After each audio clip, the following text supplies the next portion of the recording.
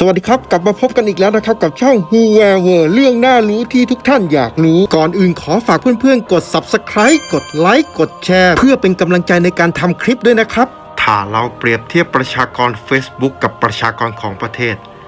Facebook ถือเป็นประเทศขนาดใหญ่ที่มีประชากร Facebook ทั่วโลกถึง 2.89 พันล้านคนที่ยังคงใช้งานอย่างต่อเนื่องแต่จะเกิดอะไรขึ้นเมื่อประเทศแห่งนี้ไม่สนใจใยดีกับคนในประเทศหวังเพียงแค่ทำทุกวิถีทางเพื่อให้ได้ผลกำไรมากที่สุดเมื่อวันอาทิตย์ที่ 3 ตุลาคมที่ผ่านมาฟรานเชส ฮาวแกนที่เคยทำงานในตำแหน่ง Product Manager ของบริษัท Facebook ที่แอบนำเอาเอกสารนับพันหน้าไปเปิดโปงให้กับ Wall Street Journal ก็ได้ออกมาทำการเปิดโปงความเน่าเฟะภายในบริษัทโซเชียลมีเดียอันดับหนึ่งของโลกผ่านรายการ 60 Minutes ของ CBS News ว่า Facebook นั้นมีความมุ่งมั่นจะสร้างประสิทธิภาพและกำไรจากแพลตฟอร์มของตัวเองถึงขั้นที่ว่าพวกเขายอมใช้อัลกอริทึมที่ส่งเสริมถ้อยคำโจมตีหรือ Hate Speech กันเลยทีเดียวความขัดแย้งกันระหว่างสิ่งที่ดีต่อตัว Facebook และสิ่งที่ดีต่อสังคมซึ่งครั้งแล้วครั้งเล่า Facebook ก็เลือกที่จะพัฒนาตัวเองไปในเส้นทางที่ดีต่อตัวบริษัทเช่นการทำเงินให้มากขึ้นฮาวเกนบอกกับสก็อตต์ เพรสลีย์พิธีกรรายการ 60 Minutesต้องบอกว่าทุกวันนี้พฤติกรรมในการเสพสื่อโซเชียลมีเดียเรามักจะชอบที่จะให้ความสนใจกับเรื่องร้ายๆที่เกิดขึ้นบนโลกมากเป็นพิเศษจนเราเกิดอารมณ์ร่วมกับสิ่งที่เกิดขึ้นยกตัวอย่างเช่นเรื่องการประท้วงต่างๆที่เกิดขึ้นทั่วโลกที่เราเห็นในหน้าฟีดของ Facebook เธอยังได้ทำการเปิดโปงว่า Facebook สามารถแยกแยะ Hate Speech ได้เพียง 3-5% เท่านั้นแต่กลับบอกว่าตัวเองมีระบบการตรวจจับความรุนแรงและความเกลียดชังได้ดีที่สุดในโลกหรือหญิงสาวหลายคนอาจรู้สึกตัวเองด้อยค่าหรือสวยน้อยกว่าภาพของหญิงสาวอีกคนหนึ่งใน Instagram แอปพลิเคชัน Instagram กำลังทำให้เด็กวัยรุ่นหญิงนั้นมีปัญหาสุขภาพจิตที่แย่ลงโดยทำให้เกิดความคิดที่จะฆ่าตัวตายมากขึ้นถึง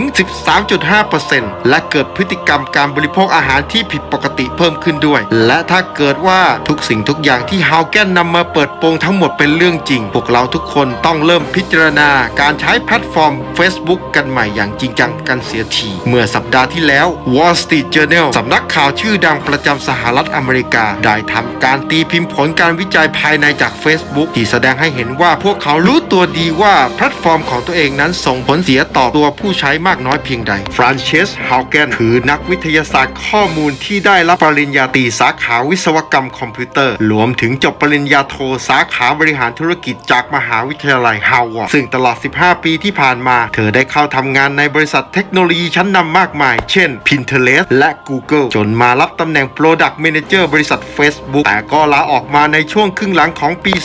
2021 เนื่องจากว่าเธอเริ่มทนไม่ได้กับพฤติกรรมต่างๆของ Facebook ที่กำลังโกหกผู้ใช้ว่ากำลังพยายามพัฒนาแพลตฟอร์มโซเชียลมีเดียของพวกเขาเพื่อให้มันเป็นพื้นที่ที่ดีสำหรับทุกคนจริงๆนอกจากนี้เธอยังทำการเผยแพร่แคชข้อมูลของการวิจัยภายในบริษัทไปยังสำนักงานคณะกรรมการกำกับหลักทรัพย์และตลาดหลักทรัพย์สหรัฐโดยหวังว่าจะสามารถขับเคลื่อนกฎระเบียบของบริษัทได้ดีขึ้นเนื่องจาก Facebook เลือกจะสนใจในการทำกำไรมากกว่าผลประโยชน์ของผู้ใช้งานฮาวแกนได้ทำการเปิดเผยถึงวิธีการให้อัลกอริทึมโชว์คอนเทนต์ที่จะกระตุ้นอารมณ์โกรธของผู้ใช้มากขึ้นเนื่องจากคอนเทนต์เหล่านั้นสามารถเพิ่มยอด reach และยอด engagement ได้ดีที่สุดจากนั้นพวกเขาก็เปลี่ยนยอดเหล่านั้นเป็นเม็ดเงินในการโฆษณาโดยในงานวิจัยของพวกเขาแสดงให้เห็นว่าเนื้อหาที่แสดงถึงความเกลียดชังสร้างความแตกแยกหรือแบ่งข้างสามารถทำให้ผู้คนโกรธได้ง่ายกว่าอารมณ์อื่นๆ Facebook ตระหนักดีว่าหากพวกเขาเปลี่ยนอัลกอริทึมให้ปลอดภัยยิ่งขึ้นผู้คนจะใช้เวลาบนแพลตฟอร์มน้อยลงพวกเขาจะ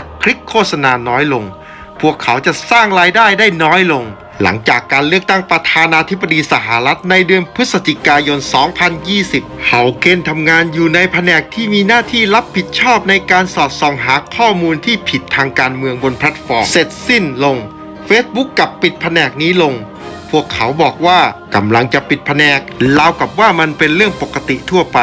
สรุปเลยก็คือพวกเขาผ่านการเลือกตั้งมาได้โดยไม่เกิดเหตุจลาจลนั้นแปลว่าหน้าที่ของพวกเขาจบสิ้นแล้วซึ่งหลังจากนั้น 2-3 เดือนก็มีการจลาจลเกิดขึ้นฮาวแกนกล่าวถึงการปิดตัวของแผนกที่เธอทำงานอยู่และหลังจากนั้นไม่กี่เดือนก็มีการบุกยึดทำเนียบขาวของกลุ่มผู้สนับสนุนโดนัลด์ทรัมป์ส่วนเพื่อนๆมีความคิดเห็นอย่างไรฝากคอมเมนต์กันไว้ใต้คลิปนะครับ